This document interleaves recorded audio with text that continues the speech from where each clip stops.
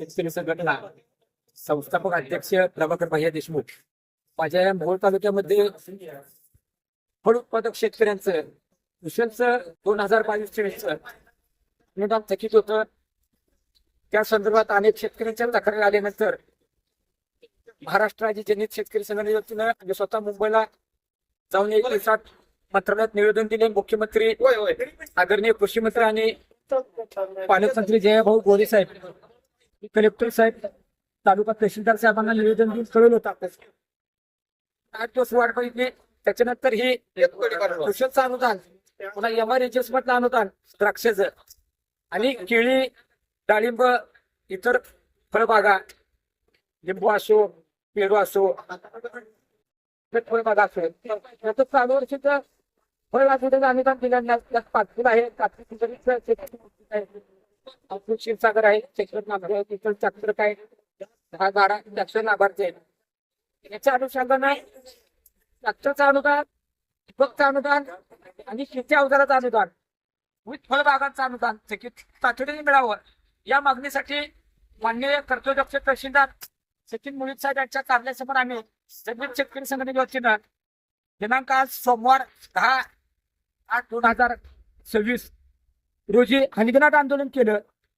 त्या हलगीचा आवाज ऐकून निगडे साहेब स्वतः हायवे रोडवरून या आंदोलनाची दखल घेण्यासाठी आले आणि या बाबतीत खरोखरच शेतकऱ्यांना मी आनंदाची बातमी देतो की या जिल्ह्याचे कर्तव्यदक्ष कृषी अधीक्षक शुक्राचार्य भोसले साहेबांचं माझं फोनवरून बोलणं झालं. निगडे साहेब समोर होते, तालुका कृषी अधिकारी, त्यांच्याशी चर्चा झाल्यानंतर आता आपल्या कुशलचे जे पैसे आहेत MRHS मध्ये ते एक अजून नागपूर आयुक्तांना त्याचा अधिकार आहे, परंतु जे यांत्रिकीकरण आहे, ट्रॅक्टर, शेती अवजारे, त्याचे पैसे 3 ते 4 दिवसात कृषी अधीक्षकाने सांगितले 15 कोटी रुपये मंजूर केलेले.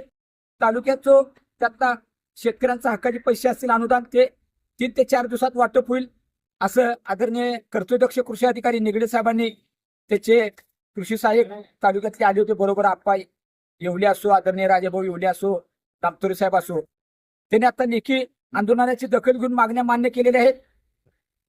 आणि राहिलेल्या पैशासाठी मी स्वतः मंत्रालयात जाऊन त्या फळ लागवडीचं अनुदान असो, कुशलचं असो, नागपूरच्या आयुक्तांना प्रत्यक्ष भेटून ही भैया देशमुख म्हणजे आम्ही शो मधून आंदोलन करत नाही, बातम्या आल्यापुरतं आंदोलन करत नाही, तर त्याचा रिझल्ट घेतल्याशिवाय आम्ही राहत नाही.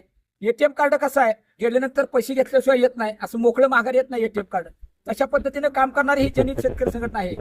आणि माझ्याही मोहोळ तालुक्यातले युट्यूबचे संपादक असो, दैनिक पत्रकार बंधू असो, सातत्यानं अनेक विषयावरती लक्ष वेधतात. आरोग्य विभागाचा प्रश्न असो, शैक्षणिक असो, कृषी विभागाचा असो, बांधकाम विभागाचा असो, त्यामुळे माझ्या मोहोळ तालुक्यातल्या 70-80% लोकांना न्याय मिळतोय.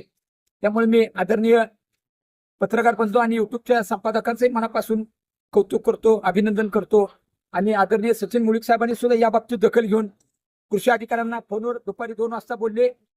याचा योगायोग म्हणून सगळ्या गोष्टी चांगल्या घडून आल्या. आणि माझ्या आयुष्यातलं निगडे साहेबांमुळे आणि कृषी अधीक्षकांमुळे 3 ते 3.5 तासात संपलेलं हे पहिलं आंदोलन असेल.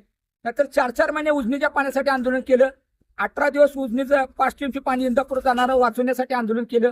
विमा कारखान्यावर 1.5 महिना बसलो उसाच्या बिलासाठी. त्यातलं पहिलं आंदोलन आहे. लवकरात लवकर मला लेखी आश्वासन देऊन त्यांनी मागण्या मान्य केल्या. आणि साहेबांना विनंती करतो की दिलेला लेखी शब्द पाळावा. तुम्ही अतिशय कर्तव्यदक्ष अधिकारी आहेत, मला जाणीव आहे त्याची. शेतकऱ्यांसाठी करायचं आहे. माझा वैयक्तिक माझ्या शेतात केळ नाही, डाळिंब नाही, लिंबू नाही, पेरू नाही. मी शेतकऱ्यासाठी जपणारा कार्यकर्ता. नाना मोरेचं पण, महेश माने, फिरू वाघोडे, गणेश चौरे हे सगळे सतत सातत्यानं, पिंटू पवार, आम्ही सगळेजण मिळून काम करतोय, निस्वार्थी सेवा करतोय. धनवीर साहेब असो, आमचे तानाजी मोठे असो, अपंग माणूस आहे तो पण धडपड करतो.